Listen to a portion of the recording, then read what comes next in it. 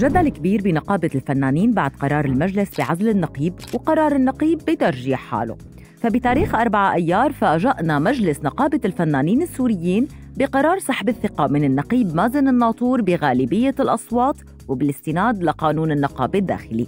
وبرر المجلس قراره أنه النقيب المقيم بالإمارات عم يتفرد بالقرار ويهمش أعضاء المجلس ويخالف قانون النقابة. وكان المجلس عم يعرف بقرارات النقابة من السوشيال ميديا بحسب ما عبرت ميس حرب.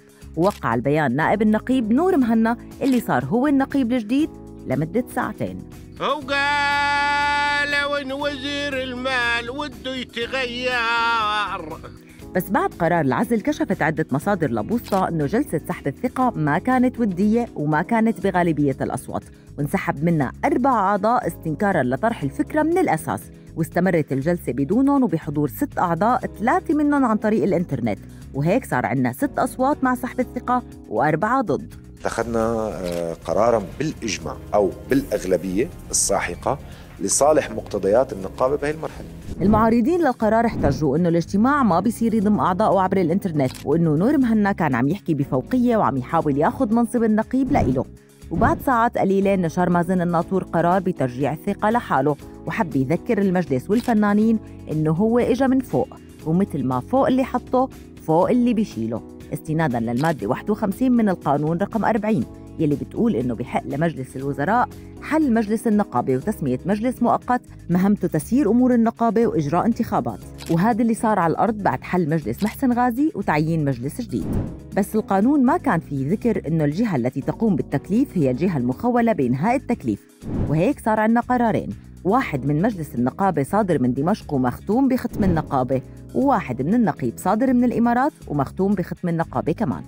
بس بعيداً عن الشأن الداخلي للنقابة، القرارين المتناقضين عملوا حالة جدل كبيرة على السوشيال ميديا، خصوصاً أنه النقابة أساساً عليها جدل بعد ما هاجم الليث حجو وطالبها بالاستقالة. فأتمنى تستقيل لأنه النقابة فشلت فشل ذريع. النقابة اليوم خلال كم شهر غلطت قد أغلاط النقابة السابقة. وانتقد فيديوهات النقيب اللي كان عم ينزلها على حسابه، وعم يقدم الحلو وعم يغني بالوقت في ضحايا لسه على الأرض، فأعتقد أنه هو ارتكب نفس الفشل. وقتها النقيب مازن الناطور رد على الليث حجو، وتحديداً على فكرة أنه النقابة غلطت ب4 شهور قد ما غلطت النقابة السابقة بسنوات، والرد كان بشهر واحد مو ب4. احنا استلمنا النقابة منذ شهر فقط. اوكي. ورد كمان على فكرة أنه الليث حجو رفض قرار عزل سلافة وخرجي، لأنه هو يعتقد أنه النقابة يجب أن تمشي على مسيرتها السابقة، تكافئ المسيء وتسيء إلى المحسن. رغم أنه الليث ما جاب سيرة سلاف ولا حتى بالتلميح، بس كان عم ينتقد سلوك النقابة وقرارات يمكن ما تسربت على السوشيال ميديا. وكان الليث أساساً يحارب نقابة زهير رمضان اللي كانت تعلق عضوية الفنانين لأسباب سياسية، وهذا نفس النهج اللي ماشي عليه النقابة الحالية، السلوك اللي استنكره عابد فهد كمان. إذا بدنا نضل عم نمسك الناس من رقبتها وهذا ما بنقدر نعمر بلد. قرار عزل النقيب كان بقيادة نور مهنا المعارض المعروف، ومع هيك التبريكات على صفحة مازن الناطور وصفت أعضاء المجلس بأيتام الأسد والشبيحة، وهذا الشيء مو غريب على السوشيال ميديا السورية بهاي الفترة.